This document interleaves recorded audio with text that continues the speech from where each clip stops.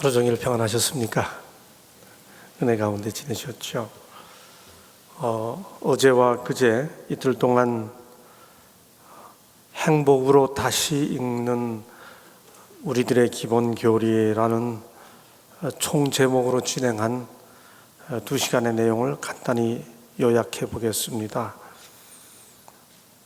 새 천사의 기별은 영원한 복음이죠. 복음이 복음되려면 그 내용이 복되어야 할 뿐만 아니라 그 복음을 전하는 자들이 그야말로 천사 같은 모습으로 전해야 하죠.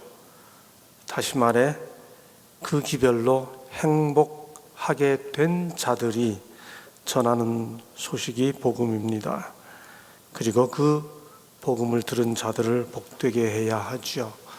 이번 한 주 동안은 새 천사의 기별의 내용이 얼마나 우리들에게 복된지를 다시 한번 확인하는데 시간을 보내기보다 그것은 압축해서 확인하고 그 기별의 내용 하나하나로 인해 우리가 어떻게 행복할 수 있는지를 확인해 가고 있습니다. 새 천사의 기별을 하나하나 조목조목 설명한 것이 우리의 기본 교리죠. 기본 교리와 새 천사의 기별은 다른 것이 아닙니다. 새 천사의 기별이 기본 교리고 기본 교리를 압축한 것이 새 천사의 기별이죠. 곧 영원한 복음입니다. 복되게 된다는 사실이 뭔가, 행복하게 된다는 게 뭔가, 아주 중요한 두 가지 요소가 있는데 그것은 즐거워하는 것이고 의미가 구현되는 것이죠. 의미만 과잉 추구하는 것은 행복하지 못합니다. 진지하다 못해 심각해지기만 하는 것이죠. 과학자들이 학문적으로 행복을 정의해주고 있는 소개도 드렸습니다. 아무 의미 없는 즐거움만 추구하는 것은 쾌락에 빠지기 쉽죠. 신앙에 있어서 그러므로 교리로 확인되는 의미와 교회 생활을 통해 누리는 즐거움이 둘 다 균형을 이루어야, 그래야 균형 잡힌 행복한 신앙생활을 할 수 있죠. 교리의 의미만 추구하는 신앙도, 교회의 즐거움만 추구하는 신앙도 균형을 이뤄서는 안 된다고 하는 겁니다. 그렇게 전해질 때 영원한 복음은 복음으로 다가갈 수 있죠. 복음을 기분 나쁘게 전하면 듣는 사람도 기분 나빠집니다. 복음을 협박으로 전하면 내용이 아무리 복되어도 듣는 사람이 협박으로 듣게 되죠. 복음으로 행복해져야 그렇게 전하는 기별이 듣는 사람에게 복된 기별로 전해질 수 있기 때문에 그렇습니다. 그 새 천사의 기별의 내용을 하나하나 요약한 것 중에 중요한 것 5가지를 이번 주 동안 살펴보는데, 순서를 따르지 않고 제 개인의 삶 속에서 의미 있게 다가왔던 순서를 따라 어제는 한 집안의 종손으로 태어나 1년에 11번 제사를 드리던 제게 사람이 죽고 난 다음에 아무것도 없다고 하는 그 기별이 제사 드릴 필요가 없다, 모든 죽은 자들로부터 자유하다는 것을 넘어서서 이 기별은 귀신에게 전하지 마라. 저는 지금도요 1년에 한 번 11번 드리던 제사를 다 모아서 한 번 10월 3일 개천절에 드리는데 지금도 제가 가야 제 이름으로 우리 조상님들을 불러요. 종손상내 감소고 제 이름으로 조상들을 부릅니다. 저는 1년에 한 번씩 다니엘 3장을 경험해요.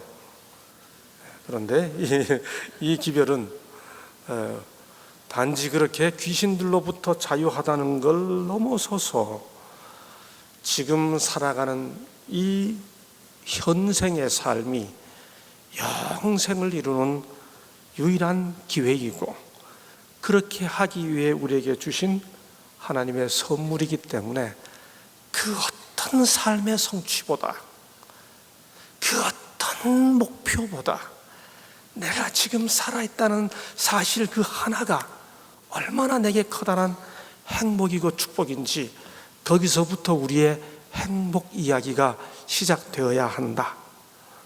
아멘입니까? 홍명관 목사님 흉내 한번 내보겠습니다. 아멘입니까? 그렇게 하시죠.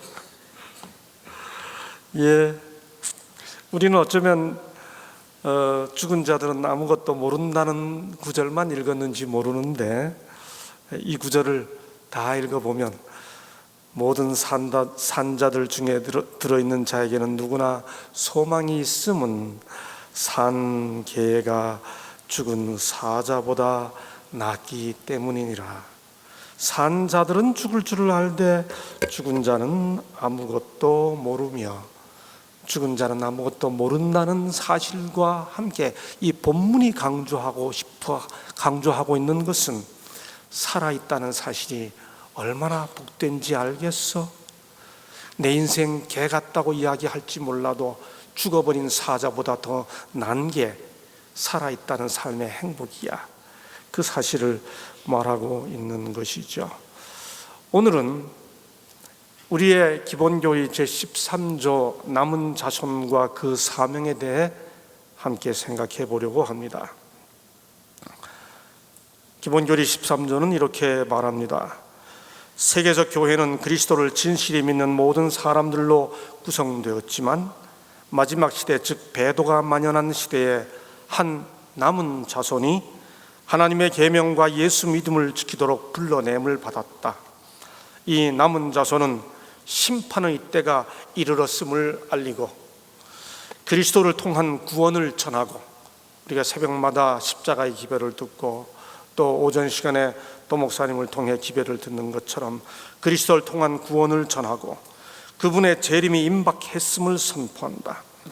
이 선포는 요한계시록 14장의 새 천사로 상징되어 있다. 그것은 하늘에서 심판하시는 사업과 동시에 일어나며 땅 위에서 회개와 개혁 사업을 완수한다. 제가 교회 나온 이후에 성경 공부를 시작하면서 가장 많이 들은 영어 단어가 remnant people이라고 하는 단어입니다. 남은 백성이라고 하는 표현이죠. 재림 교회를 남은 자손 혹은 남은 백성, 남은 자라고 하는 단어로 그들의 정체성, 그들됨을 늘 재림 교회는 설명하죠. 우리는 이런 설명의 근거를 특별히 요한계시록 12장과 14장의 근거에서 이해하죠. 용이 여자에게 분노하여 돌아가서 그 여자 교회의 남은 자손 곧 하고 소위 대쟁투 역사의 마지막 국면에 등장하게 될 참 교회의 후손의 두 가지 특징을 정의하죠. 하나님의 계명을 지키며, 오늘날 소위 기독교계에서 계명 혹은 율법이란 단어에 대해 조금은 알러지 반응을 보이는 경향들이 있는 것이 사실이지만은 성경 본문 자체는 의심의 여지 없도록 하나님의 남은 백성, 여자의 남은 자손의 두 가지 특징 중에 하나로 하나님의 계명을 지키며, 이 말이 무슨 뜻인지 조금 이따 설명을 드리겠습니다. 예수의 증거를 가진 자들로 더불어 싸우려고 바다 모래 위에 섰더라 라고 성경이 말하죠. 다시 요한계시록 14장 12절은 그 여자의 남은 자손을 성도들이라고 하는 단어로 다시 설명하죠. 성도들의 인내가 여기 있나니 저희는 하나님의 계명과 예수 믿음을 지키는 자니라. 여기 하나님의 계명과 예수 믿음을 지키는 자니라, 이 표현의 근거에서 우리 기본교리 13조는 한 남은 자손이 하나님의 계명과 예수 믿음을 지키도록 불러냄을 받았다, 이렇게 정의하고 있습니다. 그런데 여자의 남은 자손을 말하고 있는 참교회의 후손으로 형성될 그 무리들을 남은 자손이라고 하는 이란 단어로 표현하는 것은 성경 마지막 책인 요한계시록에서 하고 있는 것만이 아니고 사실은 창세기부터 계시록까지 성경 역사 전체를 통해 성경은 언제나 하나님의 참 백성들을 남은 자라고 정의하고 있습니다. 남은 자 혹은 남은 백성이라고 말하죠. 창세기 7장 23절 홀로 노아와 그와 함께한 방주에 있던 자만 남았더라. 이사야 10장 20절 바벨론 포로에서 돌아오면서 형성될 하나님의 백성들을 가리켜 그날에 남은 자, 곧 야곱의 남은 자가 능하신 하나님께로 돌아올 것이라. 이스라엘이여 내 백성이 바다의 모래 같을지라도 남은 자만 돌아오리니 그날에 만군의 여호와께서 그 남은 백성에게 영화로운 멸관이 되시며 아름다운 화관이 되실 것이라. 이사야 28장 5절 만군의 여호와께서 이같이 말씀하시되 이스라엘의 남은 자를 말갛게 주으리라. 예레미야 6장 9절 여호와여 주의 백성 이스라엘의 남은 자를 구원하소서 하라. 예레미야 31장 7절 너희 유다의 남은 자여 이제 여호와의 말씀을 들으라. 예레미야 42장 15절 누구든지 여호와의 이름을 부르는 자는 구원을 얻으리니 남은 자 중에 나 여호와의 부름을 받을 자가 있을 것임이니라. 요엘서 2장 32절 만군의 하나님 여호와께서 혹시 요셉의 남은 자를 긍휼히 여기시리라. 아모스 5장 15절 내가 정령히 이스라엘의 남은 자를 모으고. 미가서 2장 12절 야곱의 남은 자는 많은 백성 중에 있으리니 그들은 여호와에게로서 내리는 이슬 같고. 미가서 5장 7절 이스라엘의 남은 자는 악을 행치 아니하며 거짓을 말하지 아니하며 입에 괴휼한 혀가 없으며. 스마냐 3장 13절 여호와께서 남은 바 모든 백성의 마음을 흥분시키심에. 학개 1장 14절 하늘은 이슬을 내리리니 내가 이 남은 백성으로 이 모든 것을 누리게 하리라. 스가랴 8장 12절 이스라엘 뭇자손의 수가 비록 바다의 모래 같을지라도 남은 자만 구원을 얻으리니. 로마서 9장 27절 용이 여자에게 분노하여 돌아가서 그 여자의 남은 자손 곧 하나님의 계명을 지키며 예수의 증거를 가진 자들로 더불어 싸우려고 바다 모래 위에 섰더라. 여러분, 그러므로 하나님의 백성으로서 마지막 시대에 남은 자라는 단어로 우리가 하나님 앞에 충성스럽게 서겠다라고 정의하는 것은 창세기부터 계시록까지 성경을 조금만 충성스럽게 진지하게 읽어본 사람이라면 당연히 그렇게 생각할 수밖에 없는 성경적 정의입니다. 하나님께서 택하실 사람들, 그들을 가리켜 성경은 남은 자, 남은 백성 이렇게 말하죠. 그런데 요한계시록은, 성경 마지막 책인 요한계시록은 소위 대쟁투의 역사의 마지막 국면에 하나님 앞에 충성스럽게 서게 될 그의 백성들을 가리켜 여자의 남은 자손, 곧 하나님의 계명을 지키며 예수의 증거를 가진 자들이라고 정의하고 있습니다. 두 가지 특징을 가지고 있죠. 하나님의 계명을 지킨다는 것, 두 번째 예수의 증거를 가진 자들이라는 것. 저는 내일 저녁에 예수의 증거에 대해서 함께 살펴보도록 하겠습니다. 하나님의 계명을 지킨다는 말이 뭘까요? 여러분, 이 요한계시록 12장 17절에서 여자의 남은 자손을, 하나님의 계명을, 남은 자손의 특징 중 두 가지 중에 하나로 하나님의 계명을 지키며 라고 표현하고 있는데, 요한계시록 12장에서 말하고 있는 여자의 남은 자손의 특징 중 하나인 하나님의 계명을 지키는 것에 대해 같은 요한계시록이 설명해 주죠. 예. 여기 요한계시록 3장 4절에 보면 그 옷을 더럽히지 아니한 자 몇 명이 내게 있어 라고 했습니다. 마침 오늘 오전에 저희 베프, 저희 절친인 우리 도현성 목사님이 오전 시간에 이 옷 설명을 하셨습니다. 제가 속으로 예스, 우리 영감이 통했다. 제가 이렇게 속으로 밑에 앉아서 들으면서 그렇게 생각했습니다. 옷을 더럽히지 아니한 자 이렇게 돼 있죠. 예. 옷을 더럽히지 아니하는 게 뭔가요? 오늘 목사님이 충분히 설명해 주셨습니다. 요한계시록 자체가 다시 설명하지요.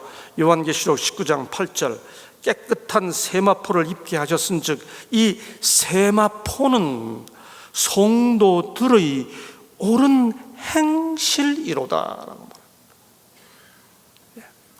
성도들의 옳은 행실이 뭘로 설명돼요? 하나님의 계명을 지키는 것으로 설명되죠. 성도들의 옳은 행실, 오전 시간에 목사님께서 품성, 성품 연관해서 설명을 주지 않았습니까? 그런데 이 옳은 행실을 깨끗하게 유지하는 방식을 요한계시록 자체가 또 설명해 주죠. 요한계시록 22장 14절 그 두루마기를 뭐하는 자들, 뭐하는 자들요? 빠는 자들. 예, 옷을 더럽히지 아니해야 되는데 옷을 어떻게 해야 더럽히지 않나요? 안 입어서 더럽게 하나요? 빨아서 안 입어서 깨끗하게 보존하나요? 빨아서 깨끗하게 보존하나요? 대답해 보세요. 성경대로 빨아서. 근데 이 두루마기가 성도들의 옳은 행실이라고 그랬습니다. 성도들의 옳은 행실을 빨아야 돼요. 성도들의 옳은 행실을 어디에다 빱니까? 네? 어디다가 빨아요? 요한계시록이 말해줘요. 참 이상합니다.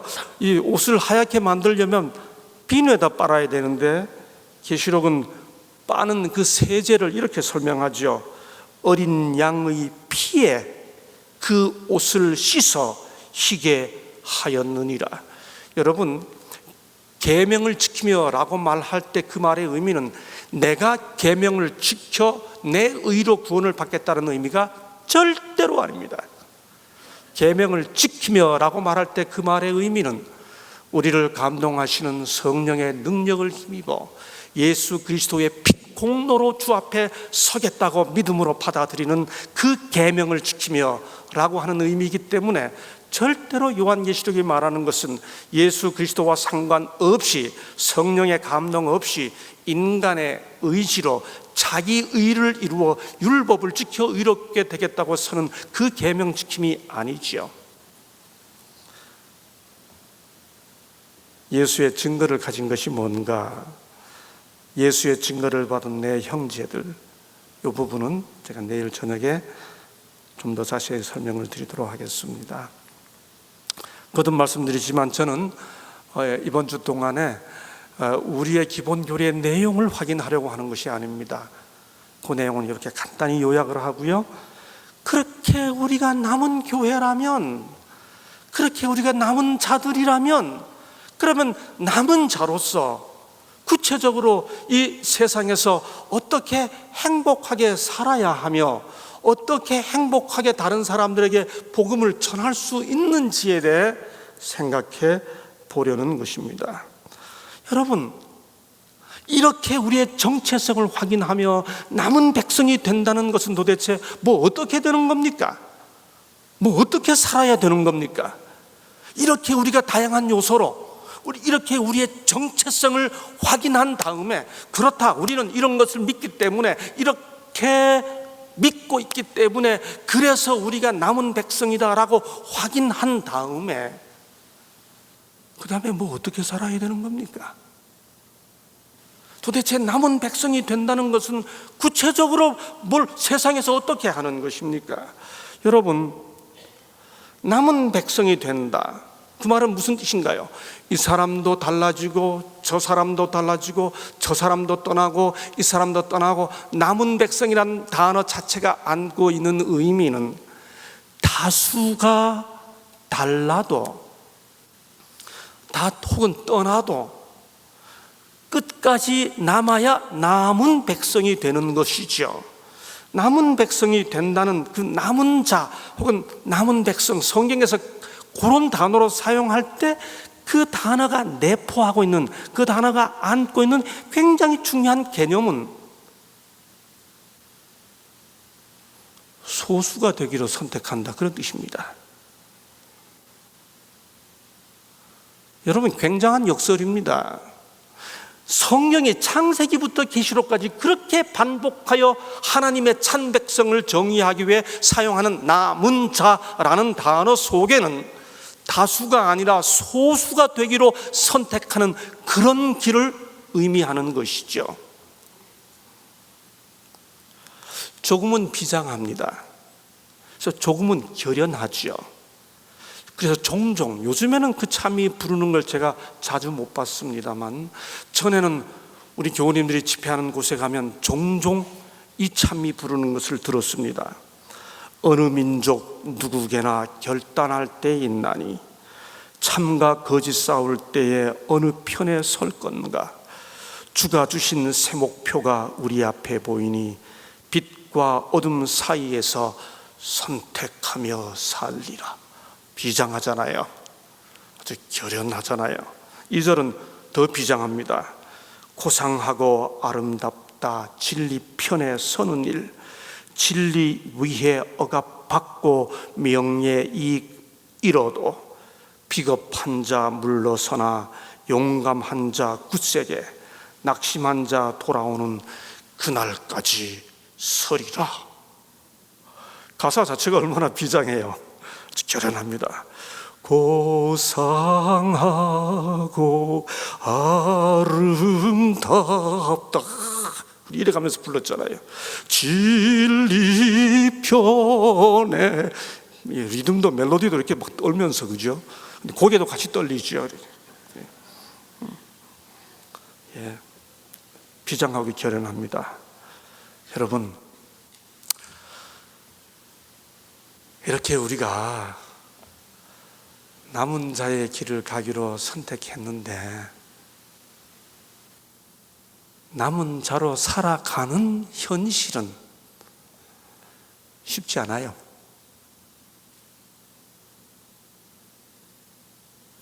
제가 우리 교회 다니기로 결정한 그 다음날 선생님에게 가서, 선생님 저 이제 화요일 금요일 날 교회 야간 수업 못합니다. 왜? 교회 가야 됩니다. 무슨 교회? 근데 지금 무슨 교회인지를 모르겠어요. 그래서 그 전날 경포대 놀러 갔다 왔던 게 전부니까, 수건 돌리기 하고 온 게 전부니까. 그래서 제가 얼른 강릉교회입니다 그랬더니, 야, 이 사람아, 강릉에 있는 교회가 다 강릉교회지 강릉에 있는 무슨 교회냐고. 제가 그래서 얼른 생각이 나가지고 안식일 교회입니다.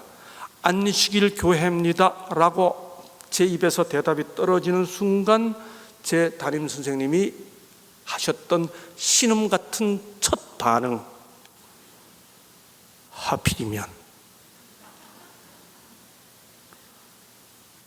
넌 교납금도 못 내면서 왜 국기 보고 인사도 안 하는 그런 교회 다니냐 오해했습니다.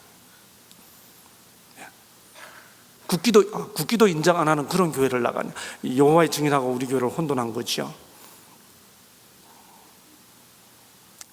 하필이면 그게 우리 교회 이름을 이야기한 다음에 보인 제가 겪은 첫 반응이에요.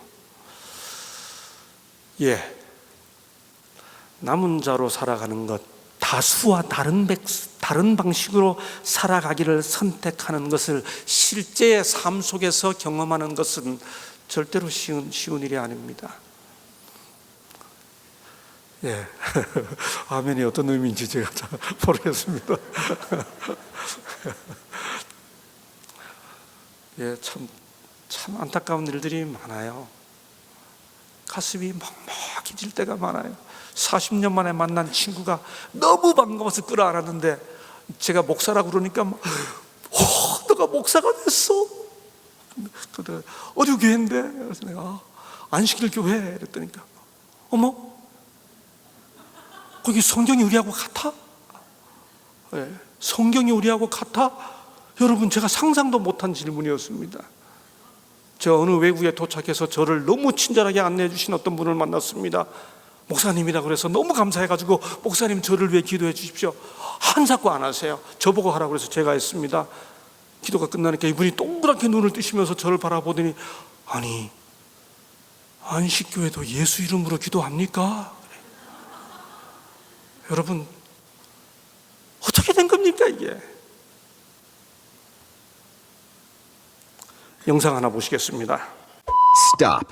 Pay attention. Take a look at this crowded waiting room. These people may appear to be waiting for the eye doctor, but they're actually waiting for the first test subject in our hidden camera experiment. And here she is, right on time for her 12 o'clock appointment. Hi, how are you doing? This woman thinks she's here for a free eye exam. Have you been here before? No, it's my first time. What she doesn't know is that everyone else in this room is working for us. They'll be with you in just a couple minutes. Today we're running an experiment on social conformity, and the test starts now.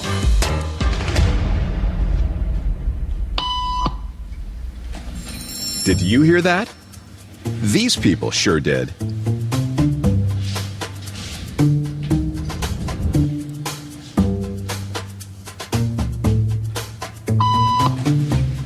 It doesn't take long for our test subject to notice a pattern. Beep means stand up. But why? And if you were in her shoes, what would you do the next time the tone sounds? While you might think you make your decisions all on your own, when it comes to peer pressure, all too often, your brain is just following the crowd. Simply because everyone else is. You might be thinking you'd never go along with this. Or would you?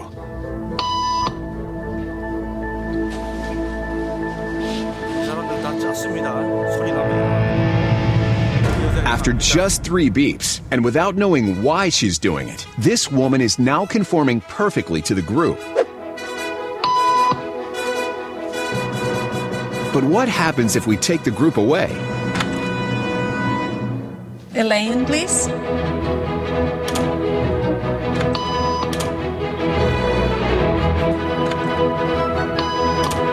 나 혼자 되는 건 정말 어렵습니다.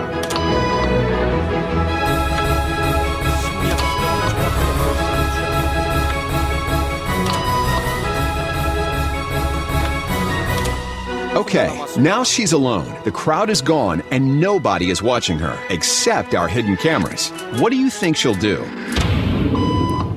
아무도 없는데 혼자서 일어납니다. She's now conforming to the rules of the group without them even being there. 다수가 주는 Now, watch what happens when we introduce another outsider who doesn't know the rules.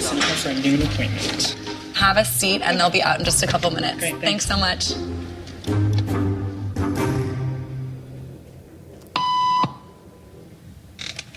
네, 이런 기독교 전통이 많습니다.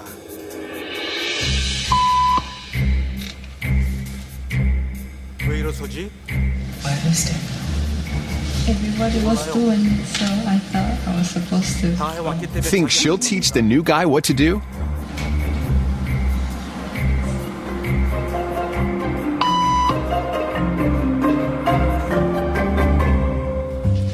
이게 일반적인 삶입니다.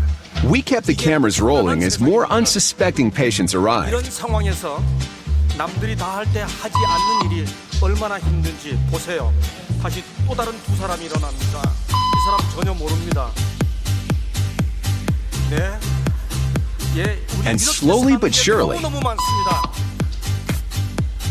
나머지 사람들은 what began as a random rule for this woman has now become the social norm for everyone in this waiting room. Here to explain what's going on in their brains is Jonah Berger of the University of... 또다시 보시죠. 실험이 시작됩니다. 방에 들어온 동환 씨는 아무것도 모른 채 출제자가 시키는 대로 마지막 7번째 의자에 앉습니다. 네, 반갑습니다. 소위 집단 자, 여기 A, B, C 세 선이 있고요. X선이 있죠? X선하고 똑같다고 생각되는 것을 기초해서 말씀해 주시면 됩니다. 네, 간단하죠? 네, 이건 뭐 너무 쉬운가요? 피식 웃는군요. 그런데 네, 정답은 A입니다. A, 다음. 정답은 A입니다. 다음.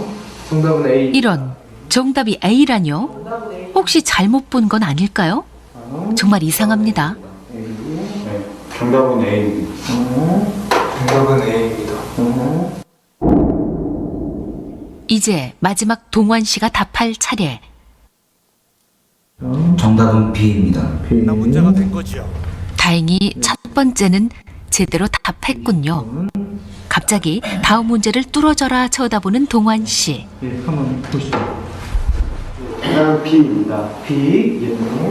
다음 정답은 B입니다. B. 이번에도 틀린 답을 말하는 사람들. 이상한지 자꾸 동환 씨가 옆 사람들을 흘깃 쳐다봅니다.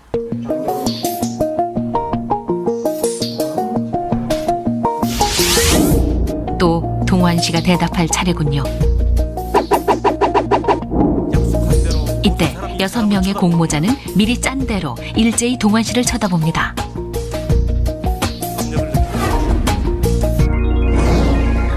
과연 동환 씨는 이 압박을 이겨내고 정답을 말할 수 있을까요? 정답은 B입니다. 정답은 B입니다. B. 틀렸습니다. 네. 다음 문제. 동환 씨는 정답이 C라는 것을 알고 있었습니다. 하지만 주변에 휩쓸려 6명과 똑같이 대답하고 맙니다. 과학적 심리 실험이 정답은 A입니다. 그대로 보여주는 거지요. 남은 자가 되어 산다는 일은 절대로 쉬운 일이 아닙니다. 이름하여 이것을 애쉬 효과라고 말하죠. 진리가 옳아서 남은 백성이 되기로 선택했는데 이런 상황에서 남은 백성으로서 어떻게 행복하게 살 수 있을까? 그것이 우리가 풀어가야 하는 과제인 거지요. 사복음서에 나와 있지 않은 예수님이 하신 말씀, 아그라파의 대표적인 주는 것이 받는 것보다 복이 있다 하심을 기억하여야 할지니라. 이런 집단 압력의 현실 속에서도 남은 백성이 주는 삶을 살 수 있는 비결은 있을까? 여전히 뭔가를 베풀어주며 나도 행복하고 그들도 행복하게 할 수 있을까? 이지 와이슨 증언보감 2권 477쪽에서 교회가 남은 교회가 되어야 한다고 하는 설명과 함께 이런 설명을 줍니다. 재림교회가 설립한 모든 기관은 교회든 대학이든 병원이든 출판사든 식품공장이든 whatever 뭐가 되었든 재림교회가 설립한 모든 기관은 세상에 대하여 마치 요셉이 애굽에 있었던 것과 같이 다니엘과 그의 친구들이 바벨론에 있었던 것과 같이 되어야 한다. 저는 우리가 남은 백성으로서 창세기로부터 계시록까지 성경 전체가 이어서 말하고 있는 참 하나님의 백성에 대한 정의인 남은 백성으로서 세상에서 어떻게, 아니 세상에 대하여 어떻게 살아야 할까라고 하는 문제에 대해 바로 이 구절, 요셉이 애굽에 있었던 것과 같이 다니엘과 그의 친구들이 바벨론에 있었던 것과 같이 되어야 한다는 이 진술에서 답을 찾아가 보려고 합니다. 애굽에 팔려간 요셉, 바벨론에 끌려간 다니엘, 그들은 그야말로 거대한 세상에 던져진 외로운 남은 자들이었습니다. 그런데 그들의 삶은 오늘 우리들이 교회가, 하나님의 백성들이 이 세상에 대하여 어떤 기관이 되었든 하나님이 세우신 기관의 백성들은 다니엘처럼 요셉처럼 되어야 한다라는 기별을 주셨으니 도대체 그들처럼 된다는 것은 무슨 의미일까요?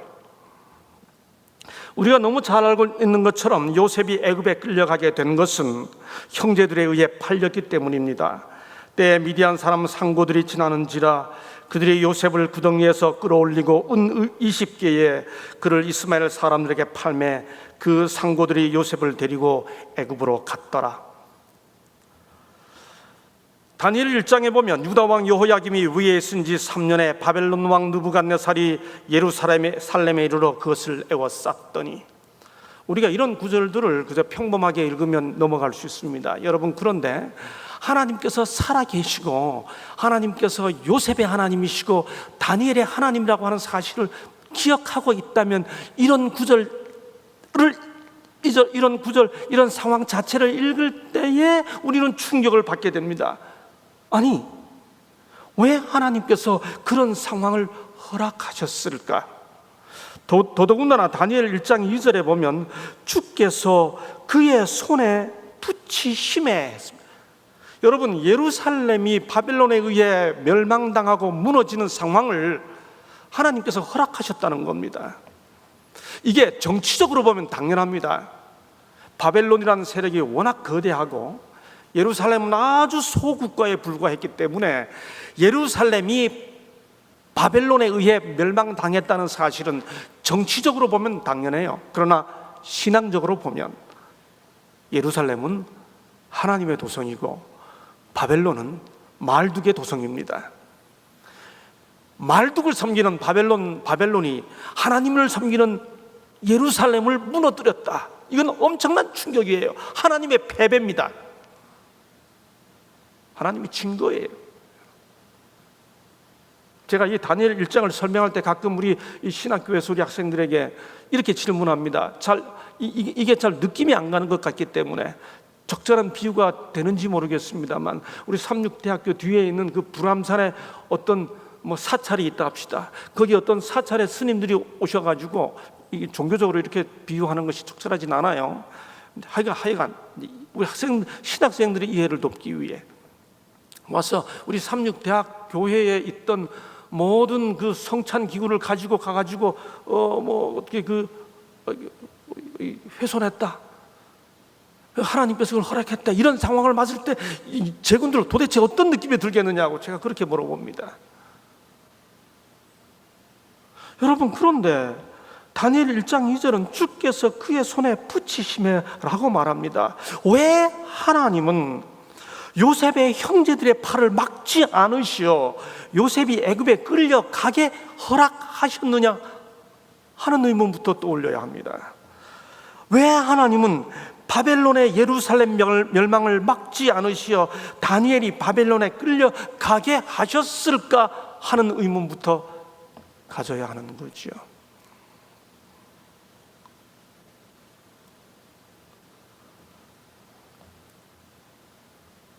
그 전에 먼저 요셉이 끌려간 애굽이 도대체 어떤 나라인지 한번 살펴보십시다. 우리는 애굽이라고 그러면 다 나쁘게 생각하는 경향이 있어요. 출애굽해야 되니까요. 여러분, 그런데 여기 창세기 13장 10절에 보면 이에 롯이 눈을 들어 요단들을 바라본즉 수알까지 온 땅에 물이 넉넉하니 여호와께서 소돔과 고모라를 멸하시기 전이 얻는 고로 여호와의 동산 같고, 소돔성이 얼마나 아름다웠는지를 설명하기 위해 그 소돔성이 여호와의 동산 같고 애굽 땅과 같았더라. 애굽 땅을 여호와의 동산과 동격으로 놓고 있습니다. 그만큼 애굽이 아름다워요. 다시 말해 꿈의 땅입니다. 요셉이 꿈의 땅에 포로 잡혀왔습니다. 바벨론은 어떤 곳인가요? 여러분, 애굽이 꿈의 땅이 된 것은 지금 보시는 대로 이 나일강이 흐르기 때문이죠. 그야말로 문명의 젖줄이고 생명의 젖줄입니다. 바벨론은요, 너무너무 아름다웠습니다. 예레미야 51장 7절은 여호와의 수중의 금잔이라고 묘사하고 있죠. 말 그대로 꿈의 나라입니다. 가난한 유대 청년 요셉이, 작은 나라 유대 청년 다니엘이 애굽으로, 바벨론으로 포로 잡혀왔습니다. 저 가난한 아시아의 나라에서 우리는 드림랜드로 찾아왔습니다. 여러분, 애굽 땅은 좋은 곳이에요. 바벨론 화려찬란한 곳입니다. 그런 곳으로 작은 나라의 연약한 한 사람이 끌려왔습니다. 그 연약한 이들이 섬기는 창조주 하나님께서 그런 일을 허락하셨습니다. 왜요? 여호와께서 요셉과 함께 하심으로 그가 형통한 자가 되어 그 주인 애굽 사람의 집에 있으니 주인이 여호와께서 그와 함께 하심을 보며 또 여호와께서 그의 범사에 형통케 하심을 보았더라.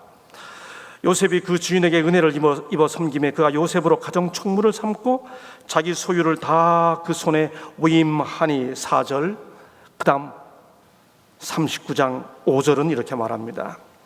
애굽에 끌려간 요셉, 그를 위해 하나님은 이렇게 역사하십니다. 여호와께서 요셉을 위하여 그 애굽 사람의 집에 복을 내리심으로. 여러분, 이 구절을 잘 읽으셔야 합니다. 이거 정말 이상한 구절입니다. 애굽 사람의 집에 복을 내리시려면 애굽 사람을 위하여 애굽 사람의 집에 복을 내리고 이렇게 돼야 합니다. 또 반대로 요셉을 위하여라고 하려면 요셉에게 복을 내리심으로 이렇게 해야 합니다. 근데 구절 이상하잖아요. 요셉을 위하여 애굽 사람의 집에 복을 내렸습니다. 여러분, 애굽 사람은 하나님을 섬기는 사람이 아니에요.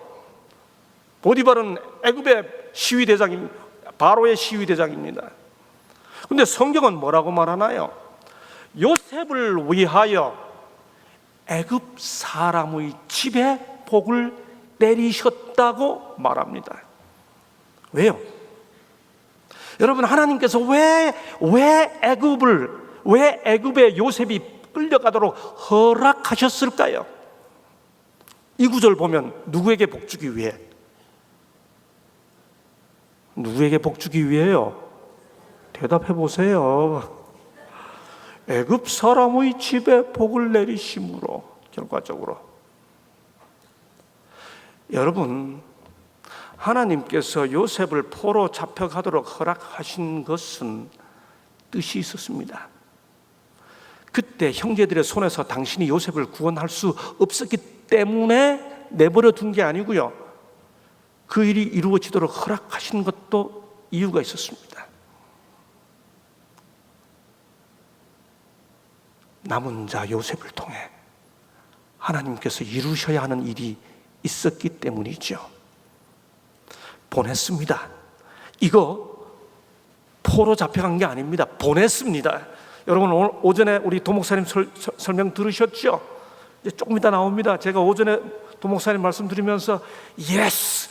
내가 저녁에 할 걸 우리 목사님 미리 말씀해 주신다 그랬습니다.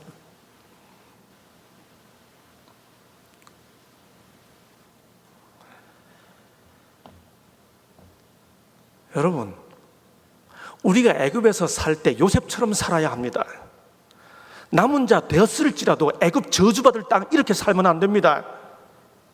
우리 때문에 하나님께서 종된 우리 때문에, 포로 잡혀온 우리 때문에, 연약한 우리 때문에, 작은 우리 때문에 하나님께서 더 큰 나라, 꿈의 나라, 시위 대장에게 복을 주실 수밖에 없도록 우리 그렇게 살아야 합니다. 애굽은 우리가 저주해야 할 대상이 아닙니다. 애굽은 우리 때문에 하나님께서 애굽에 복을 주실 수밖에 없도록 해야 하는 대상입니다. 요셉을 위하여 그 애굽 사람의 집에 복을 내리심으로. 청년 지도자 1897년 3월 11일에 쓰신 말씀입니다. 요셉은 하나님을 애굽 땅에 모시고 내려갔다. 하나님을 사랑하고 경외한 이 청년은 애굽 땅에 축복을 가져왔다. 하나님께서 요셉을 애굽 땅에 가게 하신 이유가 있었습니다. 요셉을 통해 애굽 땅을 축복하기 위함이었죠. 이 사실이 너무나 뚜렷이 드러났기 때문에 보디발은 그가 받은 모든 축복을 그의 종 요셉의 공로로 여겼다 그랬습니다. 여러분, 제가 종종 믿지 않는 사장님을 섬기고 일하는 우리 재림 청년들 회사에 가서 기도할 때 제가 그렇게 그 청년들을 위해 기도합니다. 주님, 이 청년 때문에 사장님이 축복을 받게 해 주옵소서. 여러분, 만약 우리가 그렇게 살면 이 세상 사람들이 우리가 그들 중에 함께 있음에 대해 얼마나 고맙게 생각하겠습니까? 우리 때문에 하나님께서 그들을 축복받을 수밖에 없도록 살아간다면 세상 사람들이 우리가 그들과 함께 살아가는 것에 대해 얼마나 복되게 여기겠습니까? 요셉이 그렇게 살았습니다. 하나님이 세우신 모든 기관은 애굽의 요셉처럼 되어야 한다. 바로가 요셉의 이름을 사브낫 바네아라 하고, 사브낫 바네아라는 말은 비밀을 드러낸다 그런 뜻입니다. 또 요셉은 애굽에서 하나님의 비밀을 드러내는 자로 인정을 받게 되죠. 사도행적 13쪽, 하나님께서는 요셉으로 하여금 고대 애굽 민족에게 생명의 근원이 되게 하셨다. 요셉의 성실을 통하여 온 백성의 생명이 보존되었다. 이러한 구원은 실물 교훈으로서 그것은 요셉이 하나님과 관계를 맺음으로 세상에 주어진 영적인 축복들을 예증한다 그랬습니다. 다니엘이 포로로 잡혀갔습니다. 여러분, 다니엘서를 읽어보면 1장부터 12장까지 하나님께서 다니엘에게 끊임없이 세상 역사에 대한 이상을 허락해 주시죠. 다니엘 7장, 다니엘이 뇌 속으로 이상을 받고, 다니엘 8장, 다니엘이 꿈을 꾸고. 여러분, 그런데 다니엘 2장에 보면 하나님께서 다니엘에게 꿈과 이상을 주지 아니하시고, 여러분이 잘 아시는 대로 맨 처음 이상을 다니엘에게 직접 주지 아니하시고 느부갓네살 왕에게 꿈을 꾸게 하시고 잊어버리게 하신 다음에 다니엘로 하여금 꿈과 해석을 함께 주도록 역사하시죠. 여러분, 다니엘 2장을 이해할 때 느부갓네살 왕이 꾼 꿈의 우상과 신상이 금, 은, 동철로 되었다는 사실을 이해해야 하는 것만큼 중요한 것은 왜 맨 처음 계시를 다니엘에게 직접 주지 아니하시고 느부갓네살 왕에게 주셨다가 잊어버리게 하시고, 그것도 꿈과 해석을 다 다니엘로 하여금 제공해 주도록 하셨을까? 이걸 이해해야 합니다. 여러분, 왜 하나님께서 첫 계시를 다니엘에게 직접 주지 아니하시고 느부갓네살 왕에게 주시고 잊어버리게 하셨어요? 이유는 간단합니다.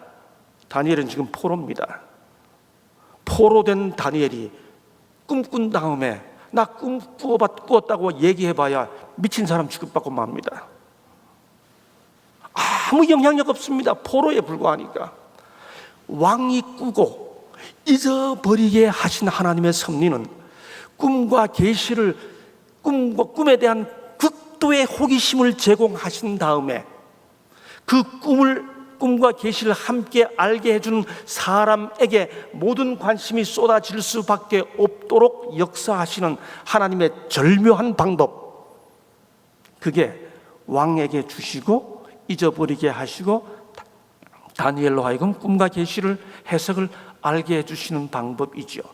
간단히 말하면 대제국 바벨론의 왕 느부갓네살로 하여금 한 사람의 포로에 불과한 유대 청년 다니엘에게 자기의 모든 관심이 쏠릴 수밖에 없도록, 다시 말해 역사의 중심으로 하나님을 섬기는 백성을 진입시키시려고 하는 하나님의 특별한 섭리적 방법을 엿볼 수 있는 것이죠. 하나님께서 다니엘을 포로 되게 하신 이유가 있는 겁니다. 그를 통해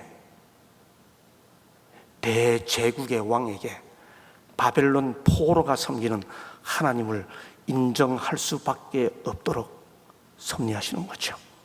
아니나 다를까 이어지는 내용들은 바벨론의 왕이 포로들의 하나님에게 신앙 고백하는 이야기입니다. 왕이 다니엘에게 이르되 너희 하나님은 참으로 모든 신의 신이시여 모든 왕의 주제시로다. 다니엘 2장, 다니엘 3장, 사드락과 메삭과 아벳누고의 하나님을 찬송할지로다. 다니엘 6장, 내 나라 관할 아래에 있는 사람들은 다 다니엘의 하나님 앞에서 떨며 두려워할지니. 하나님께서 다니엘을 바벨론의 포로 되게 하신 것은 바벨론에 참 하나님을 전하기 위한 당신의 섭리였습니다. 남은 자였습니다. 다니엘은 작은 자였습니다. 포로였습니다. 그러나 그는 포로 되었기 때문에 오히려 바벨론의 축복을 몰고 온 사람이 되었습니다. 여러분, 하나님이 세운 모든 기관은, 새 천사의 기별을 전하는 모든 기관은, 아니 우리 한 사람 한 사람은 남은 자 되었을지라도 이 세상에서 애굽의 요셉처럼 바벨론의 다니엘처럼 되어야 한다. 정말 우리 모두 그런 사람들이 되었으면 참 좋겠습니다.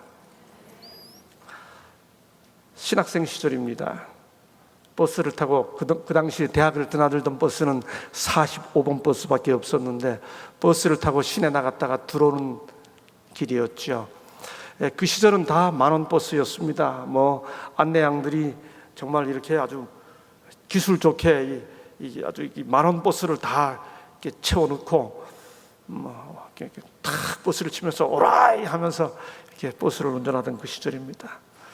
그 버스가 아주 만원 버스가 이렇게 들어오고 있는데 우리 대학 가까이 있는 묵동에서 버스가 섰습니다. 버스가 서니까 그 아주 만원 버스에 몇몇 아주머니들이 다시 이제 버스에 올랐는데 그분들이 뭐 이렇게 함지박도 이고 뭐 장 보따리도 들고 이러고 이제 버스에 탔는데 이분들이 짐이 있으니까 힘드시죠. 안내양이 이렇게 붙들고 이렇게 하고 쫙 이렇게 들이밀면서 들어가세요 하고 이제 이 만원 버스 아주머니들 안으로 밀어 넣는데 이게 힘들었어요. 힘드니까 아주머니들이 이제 좀 불편스러워졌습니다. 제가 그 차 가운데쯤에 이렇게 타고 있는데, 그러니까 이 안내양이 짜증이 나가지고 아주머니들에게 아줌마 좀 들어가세요 이제 이렇게 한 거예요. 그렇게 이 안내양이 짜증스럽게 반응을 하니 아주머니들 몇 분이서 그 어린 안내양에게 이렇게 뭐라 그럴까, 집단적으로 이렇게 좀 욕은 아니고 하여튼 뭐 좀 이렇게 나쁜 말을 하기 시작했습니다. 그 어린 것이 참 되게 무례하네, 이제 그런 내용입니다. 그렇게 아주머니들이 이렇게 몇 분에서 이야기하니까 이 안내양이 이제 이렇게 점점 더 화가 나는 것 같아요. 참더니 우리는 그 복잡한 시내버스 안에서 이제 그 사태가 어떻게 전개되나 이렇게 서서 있는데 이 안내양이 아마 화가 많이 났던 것 같습니다. 참다가 탁 터뜨리는데 안내양 입에서 뭐라고 나오는가 하면, 아니 안식교 집사님들은 다 이래요?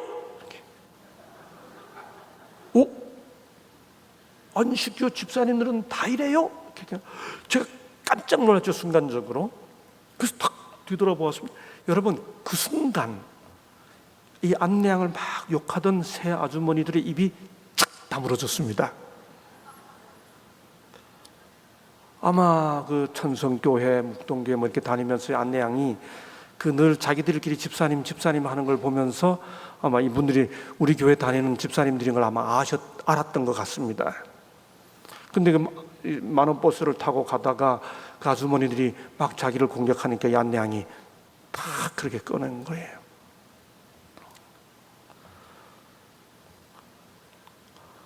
그 순간 저는 돌아서서 조용히 버스 뒤쪽으로 이동하기 시작했습니다. 아무 상관이 없는 것처럼 계속 보면서, 예,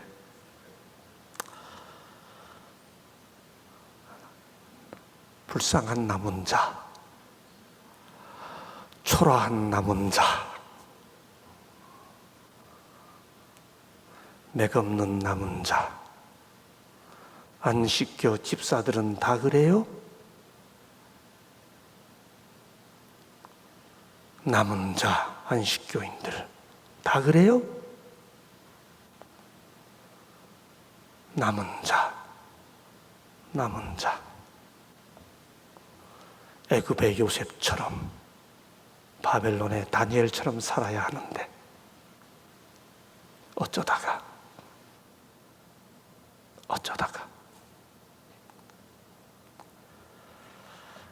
그들은 이방 나라의 포로였다.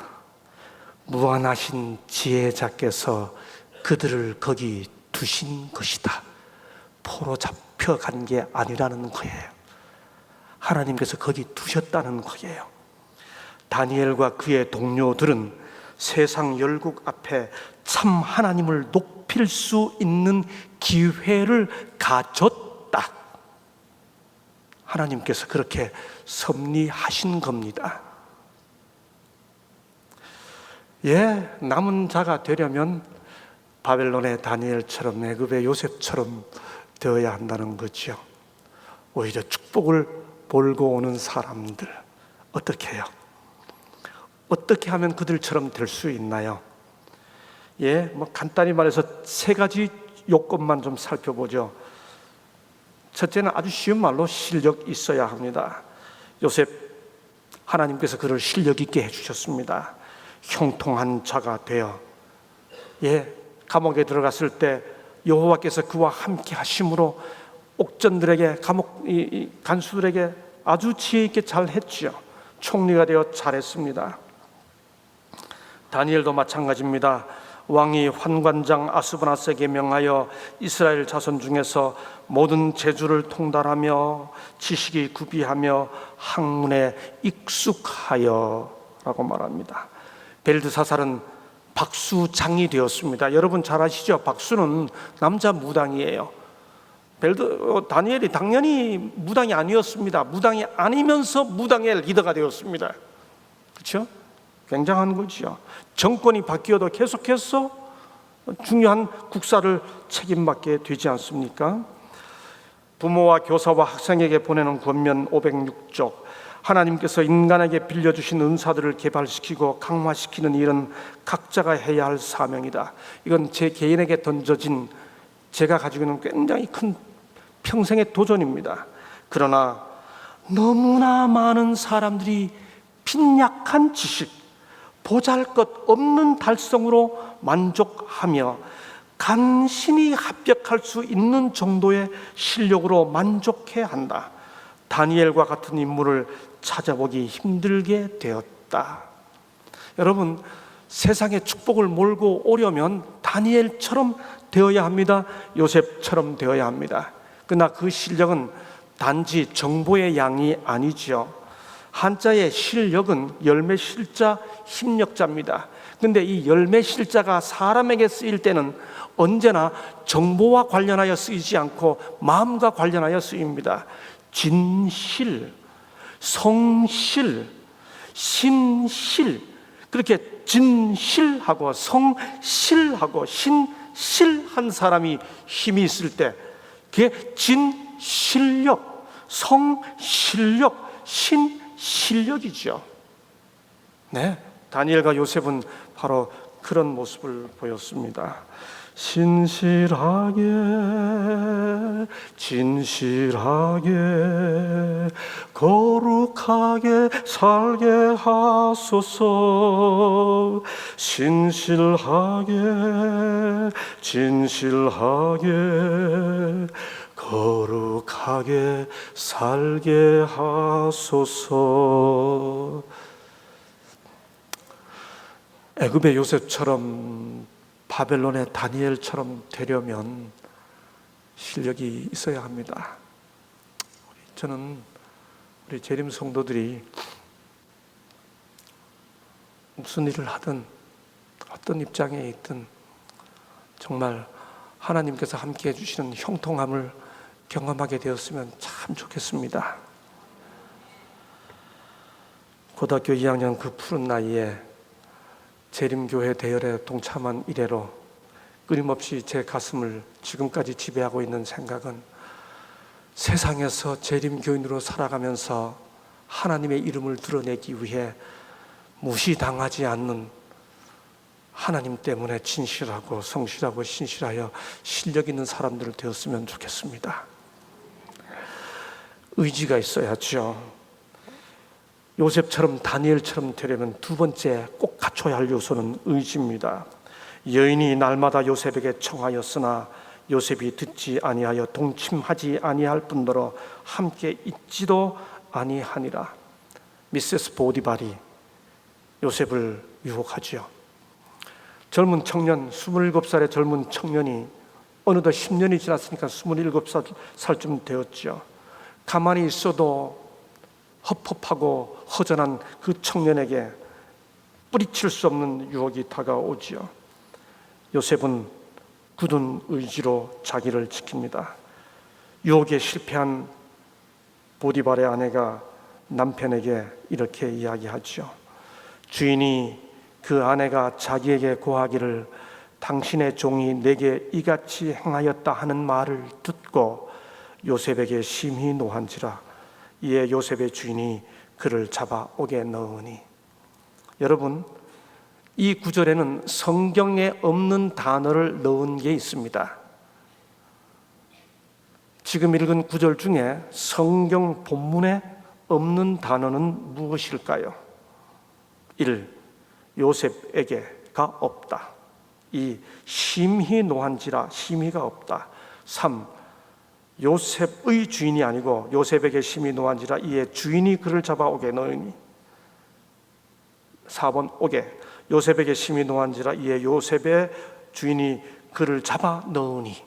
1, 2, 3, 4 중에 성경 본문에 없는 단어는 몇 번? 네? 몇 번이에요?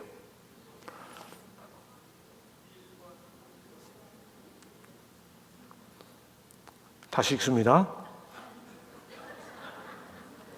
주인이 그 아내가 자기에게 고하기를 당신의 종이 내게 이같이 행하였다 하는 말을 듣고 요셉에게 심히 노한지라. 이에 요셉의 주인이 그를 잡아 옥에 넣으니. 빨갛게 한 본문 중에서 성경 본문에 없는 단어가 있어요. 잘 모르시면 얼른 찾아보세요. 성경 좀. 무슨 단어가 없는가? 몇 번인가요? 예? 1번이라 하시는 분, 2번, 3번, 4번. 여기가 바벨론이네요. 본문에 없는 단어는 1번입니다. 여러분, 성경에는 보디발이 아내의 말을 듣고 요셉에게 노하니라가 아니에요. 보디발이 아내의 말을 듣고 심히 노한지라 이렇게 되어 있습니다. 이게 무슨 뜻일까요? 요셉에게 노했다는 말이 본문에 없어요. 이게 무슨 의미예요? 보디발도 요셉이 그런 짓 안 했다는 사실 알았습니다. 자기 아내가 지금 거짓말 한다는 사실을 알았습니다. 성경 본문에 보면 심히 노하여 옥에 넣었다, 이 말이 당연하게 읽히는데 구약 배경을 조금만 알면 이 말은 앞뒤가 안 맞는 말입니다. 애굽의 핵심 관리가, 포로 종이, 노예가 자기 아내를 욕보려고 했으면 죽이면 그만입니다. 심히 노하여 옥에 넣었다, 앞뒤가 전혀 맞지 않는 말입니다. 문제가 제기됐기 때문에 문제를 처리하지만 요셉이 그런 짓을 안 할 걸 알았고 아내가 그런 짓 한 것 알았습니다. 와이슨 이 사실을 이렇게 설명합니다. 부조와 선지자 218쪽. 보디발이 만일 아내의 말을 믿었다면 그 젊은 히브리 청년은 생명을 잃었을 것이다.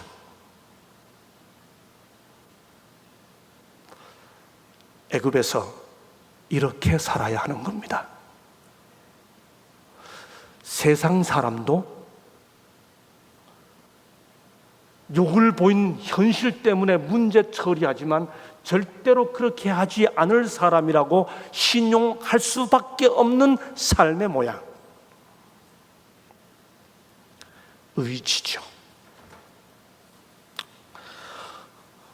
예, 포로로 사는 것, 남은 자로 사는 거 힘들어요. 그러나 이렇게 살면 애굽의 복이 되는 거죠. 하나님의 백성은, 남은 자들은 애굽에서의 요셉처럼 살아야 한다. 저는 소망이 있습니다.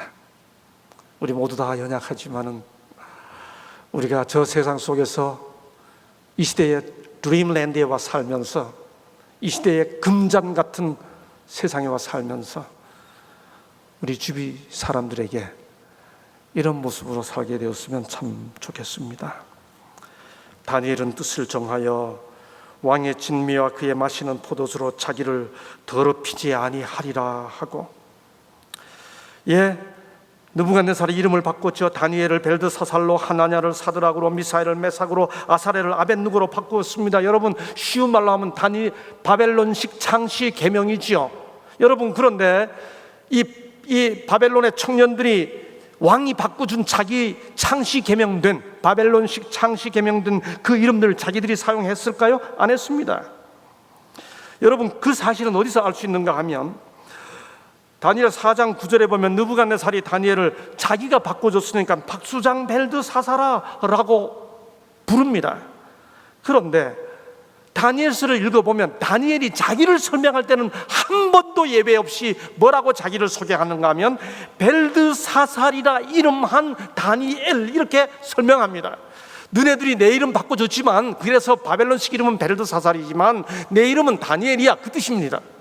그래서 역사가 바뀐 다음, 정권이 바뀐 다음에 다리오가 다니엘 6장 20절에 보면 사시는 하나님의 종 다니엘아 이렇게 부릅니다. 벨드사살이라고 부르지 않아요. 굳은 의지가 있었던 거죠. 어느 교회 다니세요? 저 어떤 교회 다닙니다. 그 어떤 교회 무슨 교회요? 저 시내 사거리에 있어요. 왜 제7일 안식일 예수 재림교회라고 왜 말 못합니까? 당신들이 안식교라고 부르는 재림교회, 너네들이 벨드사살이라고 하는 나 다니엘 그렇게 말하잖아요. 그러니 끝내는 사시는 하나님의 종 다니엘아 그렇게 부르게 되잖아요. 바벨론에 사는 다니엘처럼 그렇게 살려면 의지가 있어야 되는 거예요. 그렇죠? 각 시대를 통하여 하나님께서는 다니엘과 같이 자기들이 하나님의 특별한 백성임을 고백하기를 부끄러워 아니하는 도덕적 영웅들을 가지고 계셨으며 지금도 가지고 계신다. 잘 아시는 대로 다니엘은 창문 열고 예루살렘을 향해 기도했습니다. 여러분, 기도는 꼭 창문 열고 기도해야 되나요? 예수께서 뭐라 말씀하셨어요? 너는 기도할 때 내 골방에 들어가 문을 닫고 기도하라 그랬잖아요. 그러니 문 닫고 기도해도 아무 의미, 아무 잘못 없어요. 근데 왜 문 열고 기도합니까? 왜 고집 피워요? 기도의 형식에 불과한데. 왜 그랬죠? 이유는 간단합니다. PK 540쪽에 보면 그를 멸하려고 음모를 꾸미고 있는 자들 앞에서 그는 하늘과 자기의 관계가, 자기는 문 닫고 해도 되고 문 열고 해도 되지만, 물론 예루살렘을 향한 그의 신앙 전통이 열왕기상 8장 이후로부터 이어져 왔기도 하지만은, 그러나 지금 이 순간 문을 닫게 되면 저들이 생각할 때 다니엘이 신앙을 바꿨다고 해석될 수 있기 때문에 그들의 그 하늘과 자기의 관계가 그들에게 단절된 것처럼 보이는 것조차도 허락하지 아니했다. 자기 신앙을 위해서가 아니라 저들이 오해하지 않도록 하기 위해 의지죠. 뜻입니다. 마지막으로 세 번째 모습, 매너입니다. 다니엘의, 요셉의 이런 모습은 정말 매력 있습니다. 시위 대상이 요셉으로 그들에게 수종하게 하며 요셉이 그들을 섬겼더라. 그들이 갇힌 지 수일이라. 요셉이 아주 젠틀해요. 여러분, 다니엘은 어떻습니까? 나쁜 음식 먹으라고 그러니까 다니엘이 얼굴 굳게 하고, 당신들 아직 잘 모르는가 본데 내 뒤에 하나님 계시거든. 나 잘 대접해 주는 게 좋을 거야. 뭐 이렇게 안 합니다.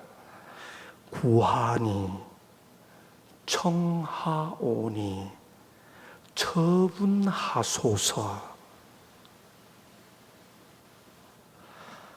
의지가 굳을수록 주위 사람들에게 아주 부드럽고 따뜻한 모습이 되어야 하나님께 영광이 되는 거죠. 와인 여사는 이 부분을 굉장히 강조했습니다. 다니엘은 원로들과 청년들 모두에게 지극히 완벽하게 예의를 나타냈다. 다니엘은 왕의 상의 진미를 먹으라는 요청을 받았을 때 식욕 속에 빠지지 않으며 자기가 기뻐하는 대로 먹고 마시려는 결심을 나타내지 않았다. 반항적인 말 한마디 없이 그는 하나님께 그 문제를 맡겼다. 참된 용기와 그리스도인 예절로서 다니엘은 자기를 책임진 관리에게 문제를 제시하여 단순한 식사를 허락해 주기를 요청했다. 예의 있게. 신앙의 확신이 높을수록 더 예의 있게.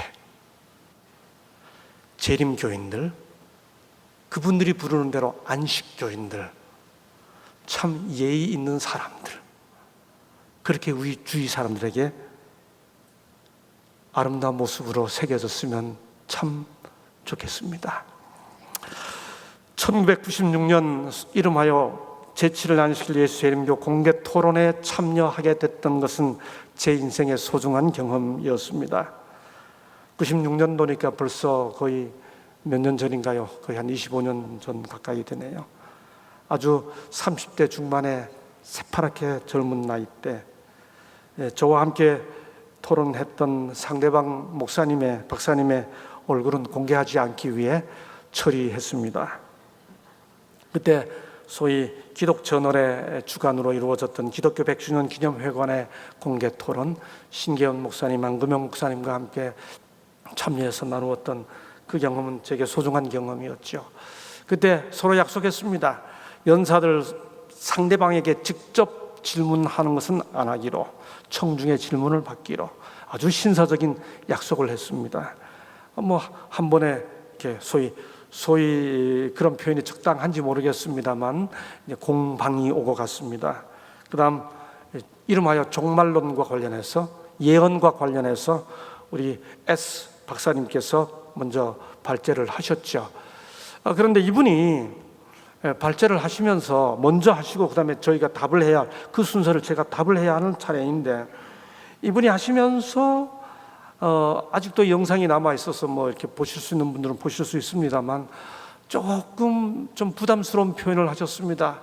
재림교인들은 성경을 연구하지 않고 엘렌 화이트 꼬꼬댁 하면 그냥 꼬꼬댁 따라갑니다. 이렇게 약간 비아냥거리시고 아주 부담스럽게 말씀을 많이 하셨습니다.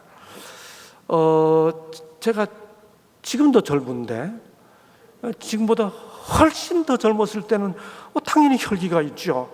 살살 뒤에 앉았는데 약이 오르기 시작했습니다. 근데 이분이 말씀하시면서 계속 결정적인 실수를 해요. 그게 뭔가 하면 아닥사스다 몇 년이라고 성경에 되어 있는데, 그 아닥사스다에 기초한 소위 예언 해석에 대해 반론을 제기하면서 이분이 계속해서 뭐라고 발음하시는가 하면 아다닥스다라고 발음합니다.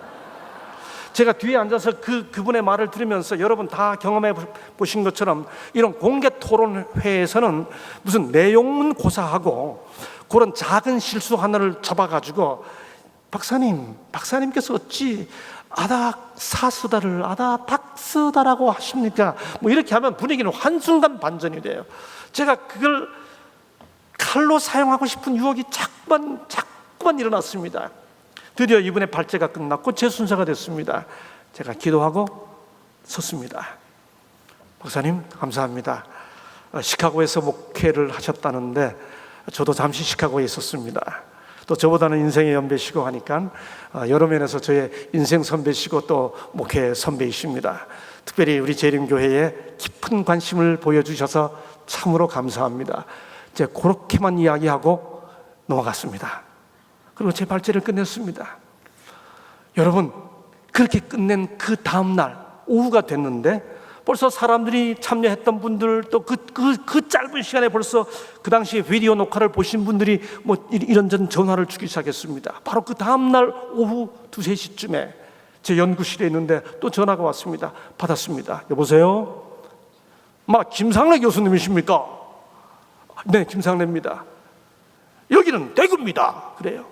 아, 예, 어쩐 일이십니까? 내가 그 비디오 다 봤습니다. 그래요. 아, 예, 그래서 어제인데 어떻게 보셨어요? 우리 집사람이 어제 올라갔다가 내려와갖고 그거 사갖고 와갖고 보라 그래서 어제 다 봤습니다. 아주 투박한 경상도 사투리로 말씀을 하셨습니다. 사연인즉 그 사모님께서 다른 기독교 신앙을 신실하게 하셨는데 몇 달 전에 우리 재림교회 신앙을 하기 시작했는데 주위에서 큰일 났다고, 당신 아내도 큰일 났고 당신 자녀들 큰일 났다고 하도 하기 때문에 걱정이 심했는데 우리 집사람이 어제 갔다 오더니 이거 보라고 당신 봐야 된다고 봤대요. 그랬는데 지금 왜 전화했는지 제가 궁금하잖아요. 네, 선생님, 그래서 보셨나요? 예. 네, 봤습니다. 네. 예, 그래서요. 네. 나 뭔 소리인지 하나도 모르겠습니다. 그래요. 그렇게 제가 뻥 쪘죠. 뭔 소리인지 하나도 모르겠는데 왜 전화를 하셨을까? 근데 목소리가 나쁘지가 않아요. 제게 친근해요. 그런데 이분이 그 다음 말 하시는 말씀, 그게 제가 평생 잊지 못하는 말입니다. 무슨 소린지는 모르겠는데 토론하는 모양을 보니 안식교 목사님들 진짜 신사돼요. 내 기분 좋아 전화했습니다. 여러분, 이럴 때 박수 한번 크게 치세요.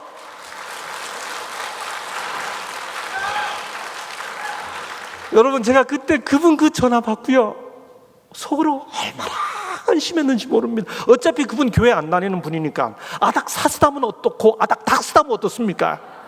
그분은 어차피 모르는 분인데 제가 나가가지고 아닥사스다가 아닥닥스다가 뭡니까, 아닥사스다가 뭡니까 이랬으면 도찐 개칠이다 이랬을 거 아닙니까? 뭔 내용인지 모르겠지만 토론하는 모양을 보니까 안식교 목사님들이 최고입니다. 여러분, 이제는 말할 수 있다. 저와 함께 토론했던 상대방 박사님께서 그 다음날 우리 대학에 오셨습니다. 이제는 말할 수 있다. 이 박사님이 당신의 손자를 한국 삼육고등학교에 입학시켰습니다. 이제는 말할 수 있다. 이 박사님의 손자가 우리 삼육대학교를 졸업했습니다. 예, 예의가, 그리스도인 매너가 당사자뿐만 아니라 그걸 본 사람들에게도 감동을 준 것이죠.